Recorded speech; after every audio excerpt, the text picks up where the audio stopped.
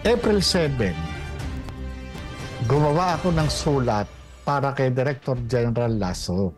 At yung sinabi ko sa kanya na ako yung ako yung gumawa niyan at ako yung nag-imbestiga dyan. Wala akong kinalaman doon sa pagkakapunta niyan kay Maharlika.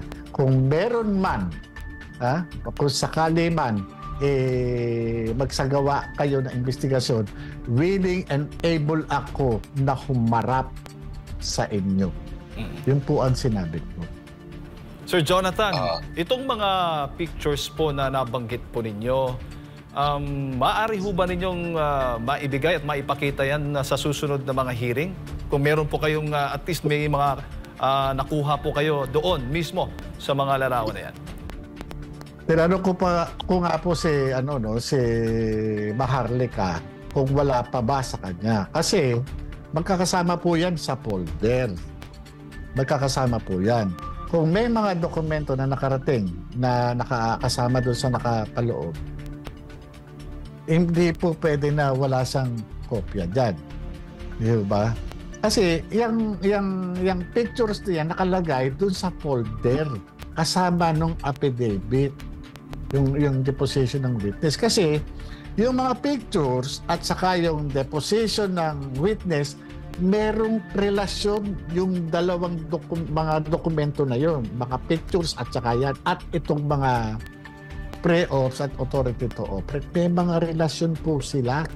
Kasi itong mga pictures po na ito talagang in-identify, sinertipikahan mismo ng confidential informant na siya mismo ang kumuha ng litrato.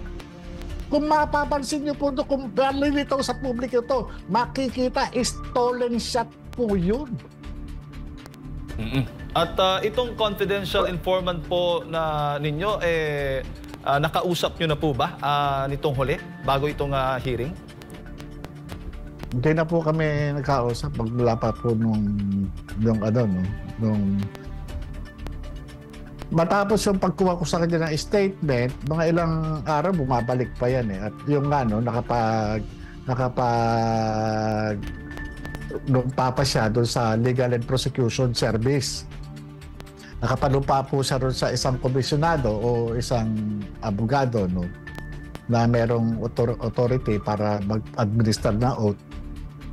At yung nga po, meron pong pangalan ng metatak po yun. Gano'n naman po yung usual na ginagawa pagka may investigation kami. Hindi na kami nakapag-usap pa. Pero, nag-try ako, nung huli kong pagkakaalala dyan sa trabaho na yan, i-discuss ko pa nung makaharap ko ng personal itong na mayapa na pala, si Asik Gadapan, dahil sinasabi ni Senator Bato de la Rosa na kanyang mista sa Philippine Military Academy. Sinabi niya sa akin na huwag mo nang yan at ayaw ng taas, sabi niya. At pa nga niya, allegedly, binanggit niya yung pangalan ni Executive Secretary Paquito Ochoa na ito yung nag-order sa kanya na wag ituloy yung operation na yan. At yun nga, sabi nga niya, wala tayong mapapala dyan. At baka lang ang abutin natin dyan. Malayo mararating natin, mapapahamak tayo dyan. Yun yung niya. Bukod po sa inyo... Mr. Morales. Yes, attorney. Go ahead po. Mr. Morales, tanong ko lang, itong confidential informant, kasama pa siya doon sa suminghot, doon sa white powdery substance, o siya ba ay isang nanonood lamang, siya ba ay kasambahay? Anong tingin niyo? Bakit niya nakuha yung mga stolen shots na yon? Alam niyo po, doon sa pagkakakuha niya ng meron po siyang access kasi may personal information siya. Hindi mo pwedeng makuhanan ng litrato ng sekreto kung hindi ka kasama. Nandun po sa nandun po doon sa kanyang sinumpang salaysay dahil yung yung initial na pag-uusap namin, inassess ko talaga kung ano itong motivation nitong tao na ito. Kasi bilang ahente ng PIDEA dati at investigador, Ang mga nakikita ko motivation, kundi pera, nakagalit, inggit, selos, negosyo, kaaway sa negosyo, kakumpetensya doon sa turf o doon sa teritoryo, at iba pa. Hindi ko sasabihin kung ito ay lalaki o babae. Talagang manganganib ang buhay nitong tao na to. Kaya nga, sabi ko nga po, no, kung ano man, ito kung ma-declassified ng tuluyan, hayaan ko po yung mismong authorities ang mag-declassify. Kasi nga, meron din akong kakaharapin talagang kung talagang ko to. Kasi hindi po pa po siya nakaka-declassify yung nilalaman po nung nung epidemic. Pero at least bigyan niyo po kami ng indikasyon. Ito ba ay kapwa alta sosyedad o isang kambahay doon sa lugar na yun? Kasambahay?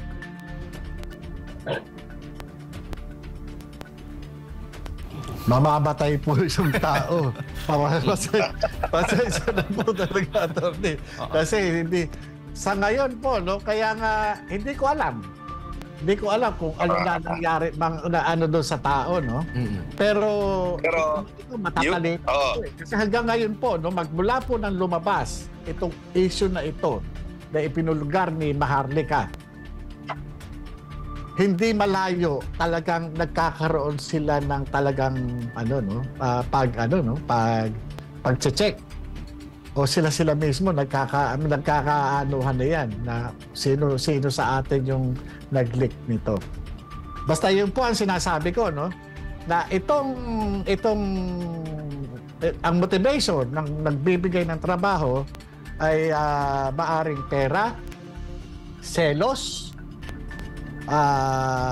inggit, galit, kakompetensya, o ano pa man. Diba? Yun lang po yung motivation doon sa yun. Ngayon, kung nakuhanan sila doon sa mga activities nila, sila na mag-isip. Kaya nga, sabi ko nga, swerte kung buhay pa ito o kung ano man. Sir Jonathan, si Admar po ito ulit. Yes, sir. Doon sa pag-iimbestiga nito or planong pag-iimbestiga, no, kasi hindi nga natuloy, kayo lang po ba ang nakakaalam nito or meron pang ibang taga PIDEA? Kasi it seems na yung PIDEA, marami silang nilahad doon ng mga witness na hindi nila alam. Wala po ba kayong katrabaho nito? Kasi malaking mga personalidad na ito. Kahit during that time, 2012, itong target po ng inyong investigasyon. At nasaan na po sila? Aktibo pa ba sila sa PIDEA? Or meron na bang ibang hindi na aktibo sa PIDEA na willing din ba na pumanig or igiit na tunay ang inyo pong sinasabi? Kapag gumagawa po ako ng sinumpaang salaysay, yung pong mga tao na naandoon habang nag-iimbestiga ako, talagang sinasabihan ko, ikaw ang witness nito ilalagay ko pangalan mo. Diba? So, noong mga nakarang, paggawa ko doon, lalo particular ito, nakalagay po yung pangalan ng saksi.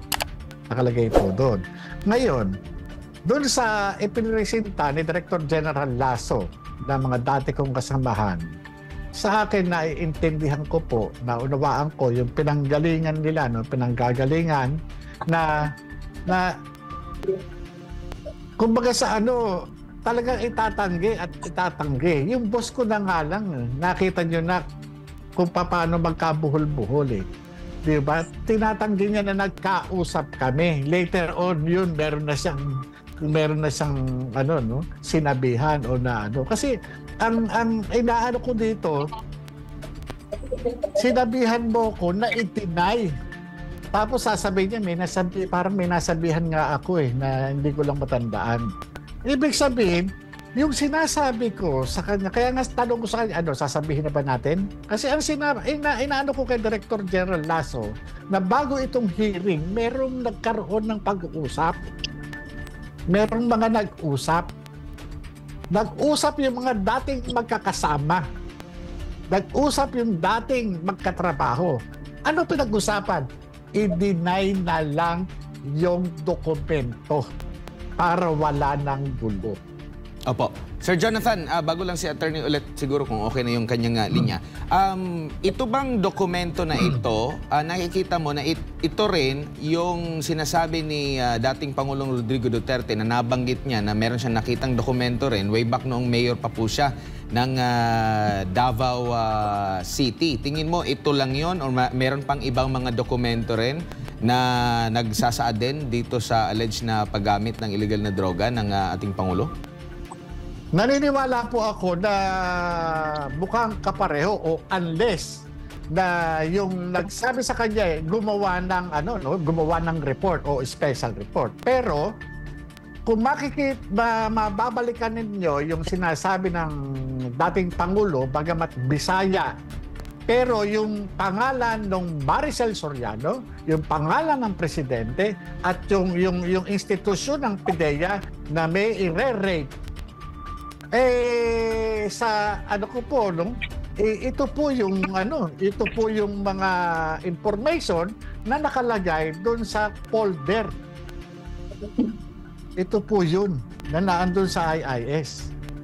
Ito po yun, hindi malayo, ito po yun. Kaya lang hindi ko nang po alam na ito yung report na naiwan doon sa IIS. Maari kung ito binrip siya, maaring ito ay binigyan siya ng isang special report o laman ng isang intelligence brief na ibinibigay ng mga alter ego ng mga heads of offices na nakakausap ng Pangulo. Opo, Sir Jonathan, ipinagbabawal po ba sa inyo bilang PIDEA agent, halimbawa nag-iimbestiga kayo, na mag-secure ng sariling kopya doon sa inyo pong dahil baka possible, dahil nga ginipit, baka alisin lahat ng mga nakalap ninyo na mga ebidensya. Ipinagbabawal po ba na magkaroon kayo ng kopya nito? Opo, hindi po pwede kung yung mga dokumento na yan dapat doon lang. Kahit nga yung magkwento ka Yung magkwento ka na patungkol doon sa classified information, hindi yan hindi kumbaga itong trabaho sa akin pag diyan para sa opisina, pag sa bahay wala na. Pag umalis ka diyan sa opisina niya, andyan na yan. Kaya ako gusto ko matuloy yan, operation na yan. Wala na ako doon, wala na akong karapatan para hawakan yan. At iyaan talagang para doon sa mga susunod na ahente na nandyan, sila na magtuloy niyan. Opo, attorney? Mr. Morales, yes, yung sir. 2012, kung maalala nyo, senador ba no ng ating presidente or wala siyang posisyon sa gobyerno ng mga panahon na yun? Alam ko po politiko, kaya nga po kaya nga ang sinabi ko sa kanya, sa pagkakaalam mo, siya. Ang declaration po ng confidential informant noon, politician. Kaya politician. Kasi po, kahit alam ko pong senador siya, hindi naman po sinabi ng declarant na senador siya, yun lang po yung nagre-reflect dun sa tinitipa kong affidavit.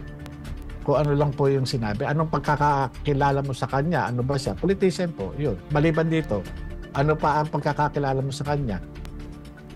Yun po. Yung ating yung confidential informant, meron ba siyang sinabi na bakit magkasama noong mga panahon na yon si Maricel Soriano at si Presidente? Meron bang sinabi na parang magkaibigan lang sila o meron bang relasyon? Bakit doon sa bahay ni Maricel Soriano nang gagaling yung pagsinghot ng powdery substance?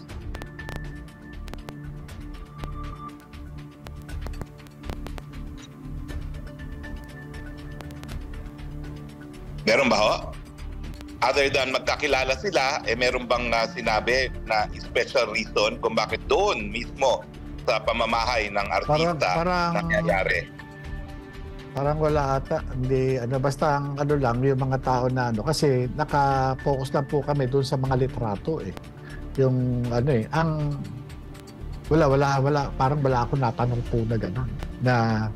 Na bakit sila, ba sila o Kaya Wala po akong tanong na Nangyari po itong insidente rito panahon pa ni Presidente Pinoy at alam namin na parang dyan ding mga panahon na yan na nagkaroon kayo ng kontrobersiya. Ano ba ho yung kontrobersiya ninyo?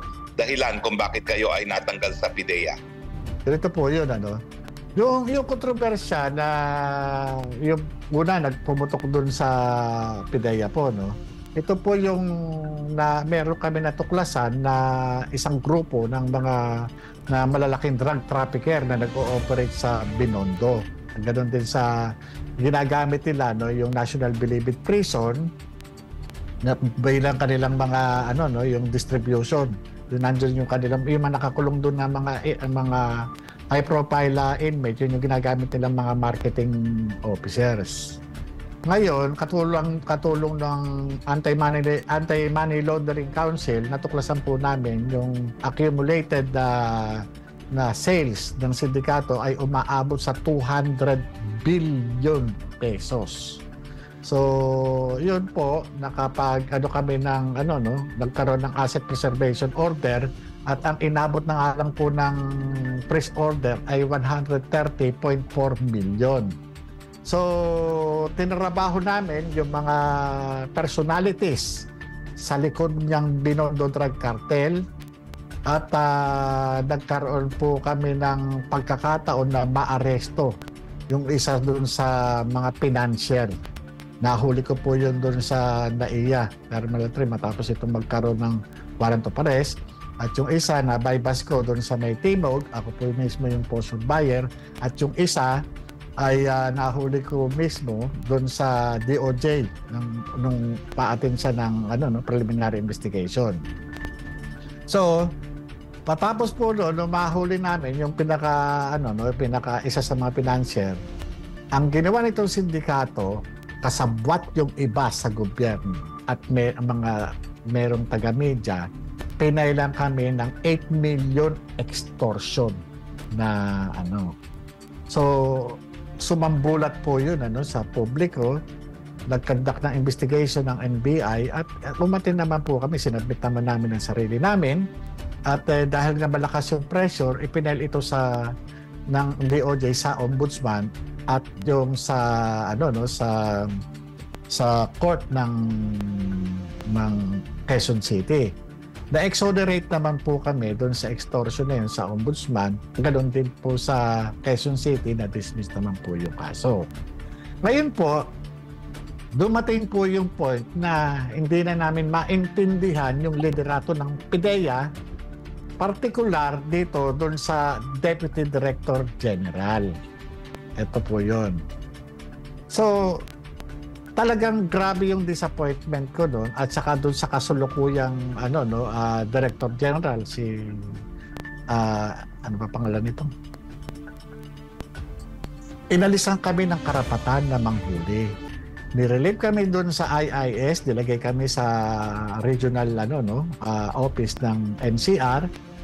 Pwede kaming manghuli doon lang sa squatters area ng PIDEA sa likod. Yung squatters area doon sa likod ng PIDEA, doon lang po kami pwede manghuli. Biro nyo, apat kami opisyal, tapos may mga tao kami. Biro mo, sayang yung sweldo pasweldo sa amin. Doon lang kami sa maliit na area, inuhuli namin laboratorio, drug trafficker, tapos pinahuhuli sa amin yung mga piso-piso. Kaya talagang sama talaga ng loob ko na. Ano ba talaga? Ano ba ang tama at mali? Kung ganyan lang pala din ang natin dito, magpapautos kayo kahit wala namang kasalanan ng tao, itama na natin. Umpisahan na natin sa tulad natin. Sabi, total pare-pareho tayo alagad ng batas, itama na natin. So ang ginawa ko, ginawa namin, 3 kaming ahente, nag-execute kami ng joint affidavit, nireklamo po namin yung aming opisyales na nag-uutos sa amin ng mga ng kung ano-anong irregularidad. Kumbaga yung mga inuutos sa amin na for compliance na accomplishment.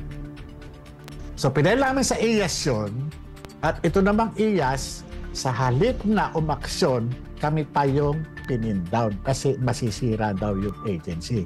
Kita nyo, Kapag yung sistema lalabanan mo at magsasabi ka ng totoo, ikaw yung kakanain.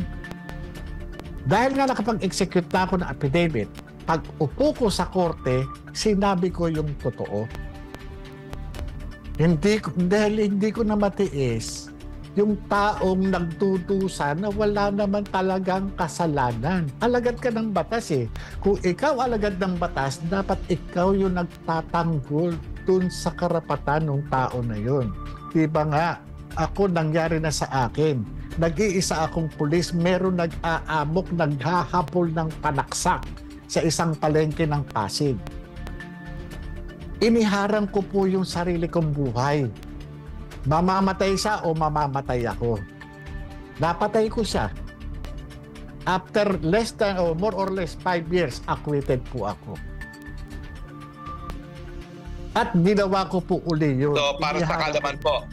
Opo. Okay. At So, yun para po, sa kaalaman po ng ating mga viewers, no, linawin po natin, wala po kayong kahit anong conviction sa kasong kriminal. Wala po kayo. Wala po. Pero meron pa rin kayong mga hinaharap na mga kasong kriminal. Opo, at ito po yung mga sabi ko nga, ito yung sukli sa pagsasabi ng katotohanan. Okay. So ngayon, bagamat may mga kaso po kayo na nakabinbin pa, wala pa pong conviction. So ibig sabihin, hindi po pwedeng sirain ang pagkatao ninyo dahil wala pa kayong criminal conviction, no? Opo. Tama ho yan, no? Opo, tama po. Sir Jojo, nagsimula po ba itong Mga partners. yung sinasabi niyo pong panggigipit after nitong plano niyo sanang investigasyon against kay ngayon ay Pangulong Bongbong Marcos? Alam niyo po, nung una na hindi ko maunawaan kung saan nagmumula itong pagkakaroon ng pressure sa akin ng liderato ng PIDEA. Noon kay Asik Gadapan. Tapos nung dumating naman itong pumalit na bagong Director General, Batong Director Yusek Gutierrez, yung dati. Pumalit yung si General Kakdak. In-appoint siya ni bali ang nag-recommenda diyan sa pagkakaalam namin, ang nag-recommenda diyan is si Executive Secretary Paquito Ochoa. Nung umupo siya, talagang mainit ang dugo niya sa akin. Talagang hindi ko alam kung sinulatan ko pa yan at nilatag ko pa yung mga pending na mga trabaho yung sa mga high value targets, pero binaliwala niya. Yung nga, dinala kami sa nireassign kami sa NCR at pinagtrabaho kami. Specific ang tatrabahuhin nyo lang yung squatters area dyan sa likod. Tingnan nyo may mga existing kami, case operational plan, may mga existing kaming mga trabaho na ginastosan talaga ng gobyerno. Magtataka talaga ako hanggang sa yung tungkol dun sa mga drug lord talagang hindi kami nagkaroon ng patas na pagtrato dito sa particular ako dun sa hanggang sa nare-realize ko na mukhang hindi kaya itong pagkaka-imbestiga ko dito sa cocaine na involving politician Bongbong Marcos, hindi kaya ito yung dahilan ng nangyayaring indulto sa buhay ko ngayon. Talagang ba't ganito? Imbes na talagang winawasak talaga yung pagkatao ko. Talagang pinalalabas nila sa publiko na hindi ako dapat pagkatiwalaan. Iniisip ko talaga yun hanggang ngayon Pati yung pagkakaso na yon, sino ba nagkaso sa akin? Yung na-acquit ako sa Quezon City RTC. Ito yung tao ang nagkaso sa akin dito, yung taong in-appoint ni Executive Secretary Paquito Ochoa. Yung kaso doon sa sa Pampanga, sino nagkaso sa akin? Yun din yung tao in-appoint na yung nirekomenda ni Executive Secretary Paquito Ochoa. Kaya sabi ko, hindi kaya konektado itong mga ito. Ngayon, 2013, pinatawag ako dahil nga talagang naging vocal ako sa sa publiko, lalo sa media, sa mga irregularities na nangyayari sa PDEA. Pinatawag ako ni Attorney Serapio na police din, si retired Police Director General Pelizardo Serapio sa Law Enforcement Security Integration Office sa Mabini Hall sa Malacanang. Sinulatan ako as per instruction by Executive Secretary Paquito Ochoa. Ang sinabi nila, hindi raw formal investigation, pero parang pinadala sa akin yung mga nalalaman ko, yung mga ano ba yung sinasabi mo, ganito, ganyan, bla bla bla bla bla bla. Nakita ko, pinag-present pa ako. Pero wala naman. Papagalitan lang pala ako. Binaliit lang yung aking kakayahan, yung aming mga accomplishment. Binaliit lang. Sir Jonathan. Sabi ko, opo. Sir Jonathan, bago lang tayo magtapos, may ilang katanungan lamang. Yung po mga classified documents, ano pong assurance natin na hindi ito mawawala? At, o maaari ba itong mawala at maaring sunugin kung gugustuhin ng mga taong talagang ayaw ipakita itong mga ebidensyang ito? Alam niyo, sa nakikita ko indicator sa tahasan pagtanggi at pagsisinungaling nitong PDEA Director General para lamang maipagtanggol yung nag-appoint sa kanya, talagang pinalalabas talaga niya na sinungaling ako. Harap-harapan talaga na pinaninindigan niya, sinungaling ako. Yun ang sinasabi niya. Kasi nga, ito lang yung paraan para maipagtanggol niya yung nag-appoint sa kanya.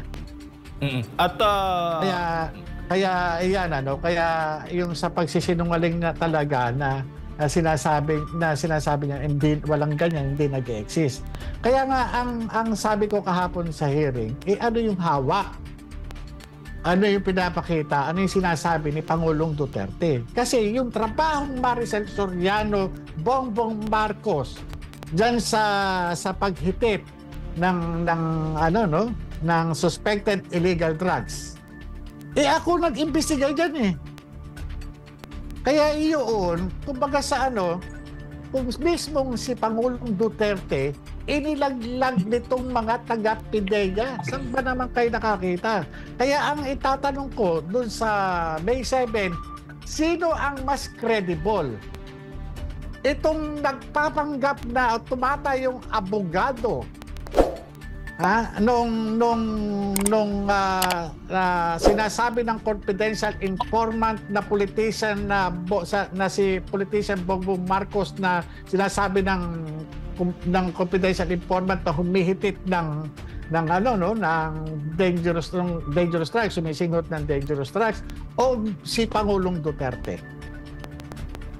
Si Director General Lasso o si Pangulong Duterte? Sino ang merong credibility sa dalawang ito?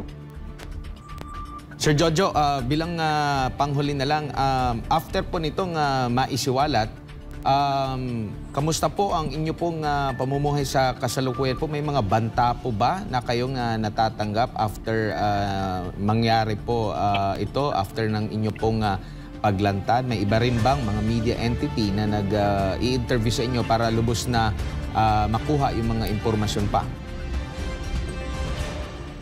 Sa media entity na iba, wala po Wala pong wala pong siguro dahil na rin sa takot na mangyari sa kanila yun nangyari sa SMNI. Kasi naka-experience na ako na in-interview ako ng isang kilalang radio station at sinabihan ako na wag na tayo magbabanggit ng tungkol kay BBM.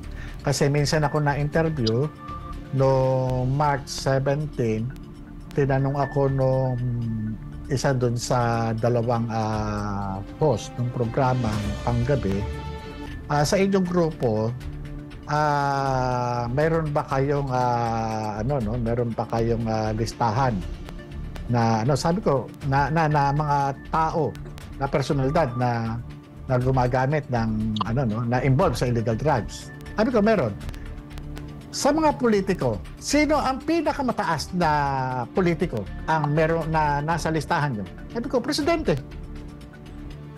Kaya nung mga sumunod na interview, after 2 weeks or 3 weeks tayo, bago interview, sinabihan ako, huwag na tayo magbabanggit kasi baka mawalan kami ng trabaho. Pamasara yung istasyon. Pero yung banta po, Ayun, Sir Jonathan, meron po ba? Ano nga po yung tanong Yung ulit? banta po sa inyong buhay after banta. nito, Yung banta po, sinabi ko po sa Senado kahapon na habang total Sir Marato. Opo.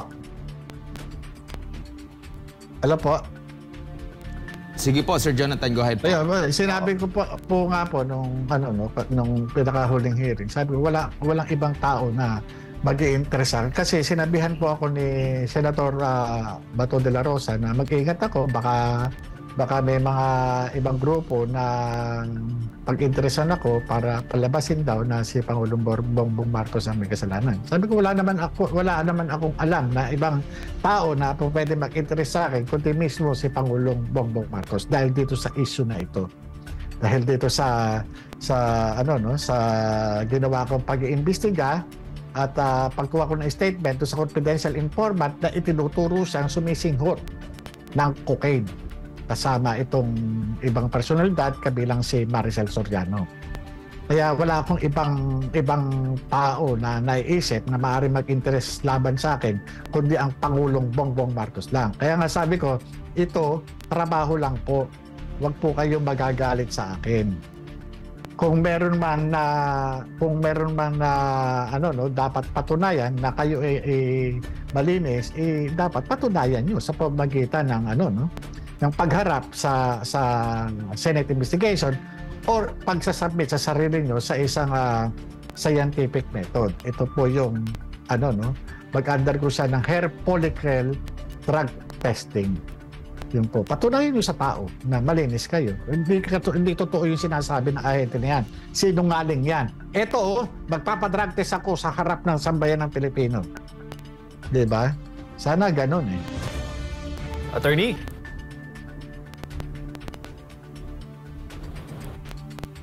Ayan. Ako, no? Mr. Morales, personal niyo bang kakilala si Presidente Duterte at kayo ba ho ang nagbigay sa kanya ng dokumento na tungkol dito kay PBBM? Hindi ko po kilala, hindi po kami magkakilala ni Pangulong Duterte. Wala. Kilala ko lang presidente siya pero hindi niya po kilala. At wala po akong sa kanya at wala rin ako ibibigay na dokumento sa kanya dahil yung mga dokumento na yun nasa PDEA. So, yung nagbigay sa kanya, nasa PDEA rin pero hindi po kayo yun. Opo, kasi unang-una, kung meron man siyang natanggap na report, siguro parte po ng kanyang kapangyarihan o tungkulin bilang presidente. Kasi ang mga government agency, trabaho po nila, tungkulin nila i-brief yung presidente. At nung mga panahon niya, war on drugs, hindi ako nagtataka kung itong mga lahat ng buong Pilipinas merong report na nabibrief yung presidente sa mga sitwasyon natin sa illegal drugs. Yung mga sumunod na PDEA chief po sa panahon ni Presidente Duterte, tingin nyo ba alam nila itong mga dokumentong ito at yung pagmamanman na ginawa kay Presidente Marcos? Hindi ko po alam eh. Wala po ako idea. Hindi ko po alam. Well, maiba naman po tayo, no? Dahil kayo po ay naging PDEA agent, no? Narinig nyo rin yung sinabi ni Secretary Abalos dun sa hearing tungkol dyan sa Aritagtag, no? Ano po ang pananaw ninyo na mukhang hulog ng langit ang nangyari rito dahil wala man lang silang intelligence work, no? Doon sa sinasabi nilang biggest drug haul in history, no? Ano pong pananaw ninyo sa nagkulang yung mga ahente na nasa likod nitong di umanong biggest drug haul sa Aritagtag, Batangas? Alam niyo po, attorney, no, kahapon po, nung matapos magsalita ni Secretary Abalos, nagpasabi po ako dun kay Senator Bato de la Rosa. Sabi ko, sir, magbabat-in sana ako nun. Sabi niya, tatanong kita mamaya, hindi mo pa-turn.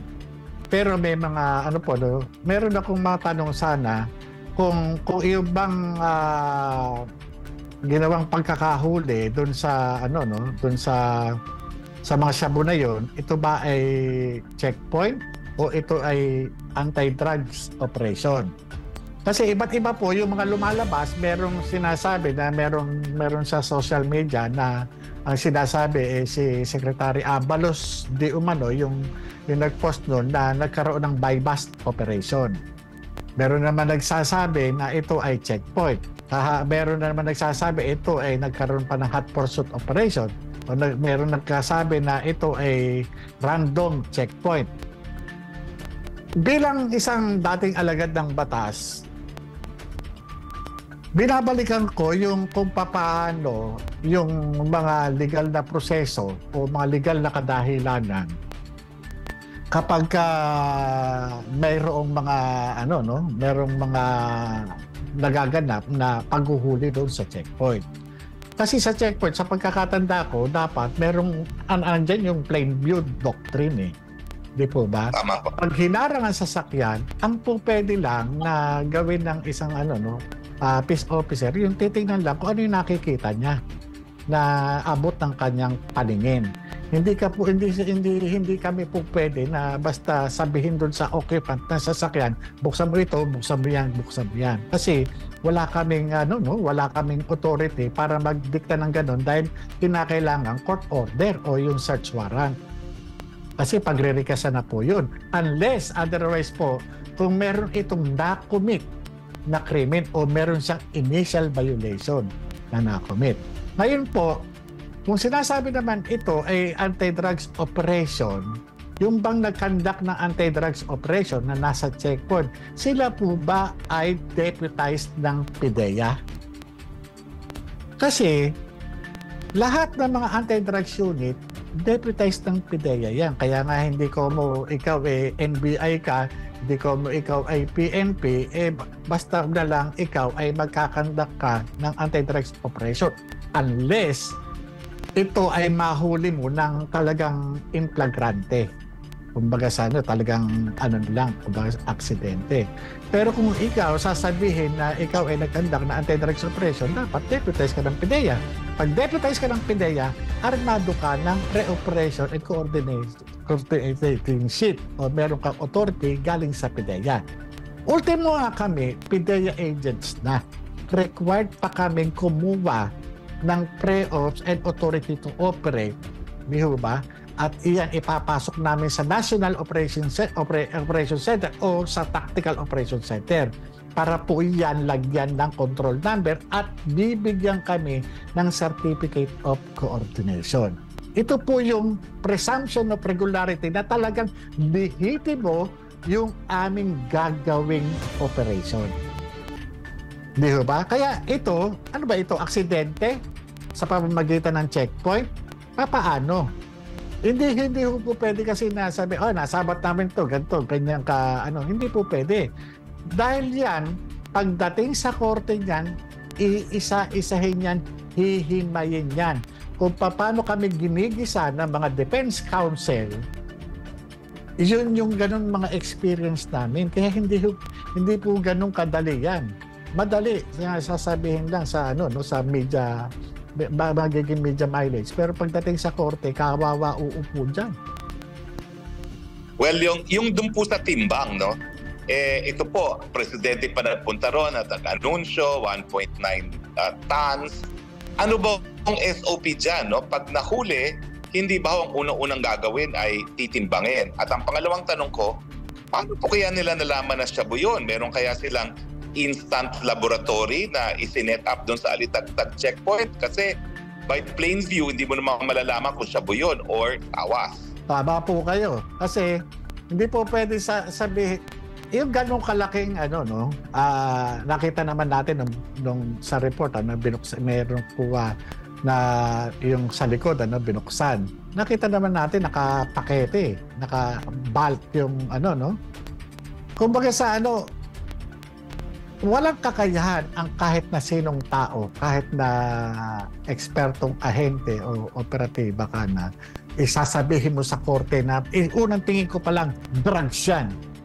Walang ano, bumabase lamang ang hukuman sa isang scientificong report o yung chemistry report. Doon lang po yun ang basihan na ito ay illegal drugs. Tama po ba? Kasi kagaya ng sinasabi, checkpoint, no? Kung ang dahilan nung checkpoint nakita, no? Kasi yung search incidental to lawful arrest, parang ganoon yung ang magiging tema ng no? Sa atin po, no, napapag-usapan lang po natin, search incidental to lawful arrest. Ang operatiba, inuli ka dahil may na-commit kang violation at nirikisa yung Pero kung sasabihin na, nung pinara namin, nakita namin ganito Yung bang ganong karami, ikaw halimbawa ako yung ilalantad ko ba yun? Itatago ko yan. Ikukonsil ko yan. Ngayon, hindi dahilan na kasi nakita ko. In your expert opinion po, no? Oo. In your expert opinion, dahil talagang pinakita nyo naman sa ating mga televiewers na alam ninyong proseso, dahil napakatagal ninyo naging ahente sa PIDEA, paano ma-explain yung diferensya sa timbang? Yung sa timbang po, ganito, no? Usually, halimbawa, no, sa 1 gramo na lang po. Sa 1 gramo, pag sinabi na inanom na 1 gramo, minsan, ang nangyayari na lang yan, nasa na lang 0.9, 0.8. Sa 1 kilo, kadalasan, nagkakaroon lang yan ng ng maliit na kulang. Yung parang, di ba, halimbawa, ang 1 kilo, 1,000 gram, 999 o 998, parang ganon, no? Pero pagka yan, naging nabawasan ng ng halimbawa sa 1 kilo, 1 guhit, di ba? Sa 1 kilo meron siyang 10 guhit. Pag 1 guhit, 100 gramo yun no? Malaki. Sa kaso na ito, ilan yung nawawala? Bali, para more or less 400, 0.600 tons po ang nawawala. Ang laki masyado po Kasi kung tingnan mo natin sa 10, sa 10, i-round off natin yan. Pinakamalapit na numero dyan is 8 para ma-round off natin siya sa 10. Pag kaya nasa 6, hindi pwede siyang i-round off sa 10 Diba? Ewan ko kung itama nyo po kung mali ako Kasi masyadong malaki. Parang masyado atang malaki yung discrepancy. Kasi nakita ko doon sa mga report may timbangan tinitimbang siya At siguro kung meron mga sinasabi nagkamali daw, sana hindi sila basta-basta nagsasabi agad doon sa at yung pagsasabi na high grade ito ang qualitative result para masabi yung purity, kung mataas ba yung purity, ay yung forensic chemist nagre-reflect po yun doon sa report based doon sa request mo para doon qualitative and quantitative dong Pero yung pagsasabi na ito high grade to, ganito ganyan, paano nalaman high grade yan? Hindi pa pumapasok sa laboratory yan. Hindi pa na-examine kung ang laman nito 50% tawas at 50% illegal drugs. Hindi ba? Hindi po pwede. Dapat magsasabi tayo ng ito high grade o maganda yung purity nito, dapat yung may report, yung laboratory service. Well, ito huling-huli na po talaga dahil napakadami na naming oras ang nakuha namin sa inyo, no? Pero sa commentary po ng coverage ng SMNI dyan sa hearing na yan, karamihan ay hindi naging happy doon sa pag-conduct ng hearing ni Senator Bato. At mukha daw ang naging prominente yung pagsabog niya laban kay kay Maharlika at mas binigyan ng pansin kung sino nag-leak kesa doon sa pinatotohanan ninyo na meron talagang intelligence report at naghanda kayo na raidin sana ang presidente ngayon. Ano po ang evaluation ninyo sa performance ni Senator Bato? Kayo ba ay kontento na patas lamang siya o merong kinikilingan? Alam nyo, yung sa akin personal opinion, sa kalagayan ni Senator Bato, mahirap po para sa kanya na yung ganyan, kasi unang-una sa tingin ko sa kanya, yung mama talagang ginawa naman niya yung kanyang trabaho. Nag-iisa siya eh. Pangalawa, yung pagkakataon na ipinustro niya, yung bang pinustro niya yung investigation, natuwa na po ako doon dahil nabigyan po ako ng pagkakataon para formal kong panumpaan yung mga information na nasa aking puso. Yung mga nalalaman ko, yung personal knowledge ko dito sa nalaman itong mga classified documents na ito, At yung mga pagkakataon na nabigyan ko ang Senado sa pagkakaroon ng sa doon sa mga information na na-elicit nila sa akin at pumasok doon sa record ng Senado, sa akin sapat na po sa akin yon. Kung meron man pong pagkukulang ang butihing senador o kung meron man siyang mga pagpuri o doon sa kabilang partido, yan naman po dahil pagdating po nung pagre-resolve po ng investigation na yan, lalabas kung ano po yung mga na-elicit na information doon sa investigation po na yan.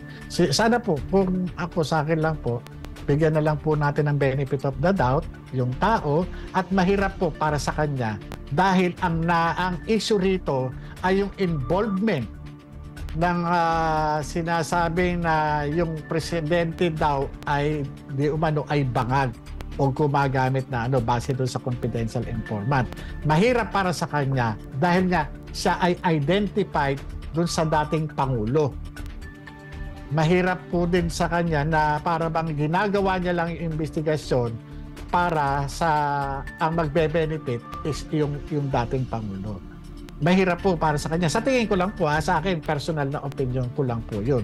Pero ang maganda po dito, napanumpaan ko po yung aking testimonya, na ilabas ko po yung ibang mga personal knowledge ko kaugnay po doon sa ginawang investigasyon sa PIDEA at doon sa napatotohanan ko na original o totoo yung mga dokumentong inilabas doon sa social media at nakaharap ko yung mga taga PIDEA at nakita naman po ng taong bayan na namalas nila kung sino yung nagsasabi ng totoo at nagsisinungaling doon sa palagay po nila. Ayan. Attorney, maraming salamat. Nako, maraming. Sir Jonathan. Maraming salamat, sir, Mr. Morales. Maraming salamat. Papasalamat pong sambayan ng Pilipino sa inyong katapangan nga, sa inyong katapatan, at sana po pagpalain kayo ng Panginoon and may He keep you safe laban po dun sa mga puwersa ng kadiliman na nais kayong supilin. Maraming salamat po.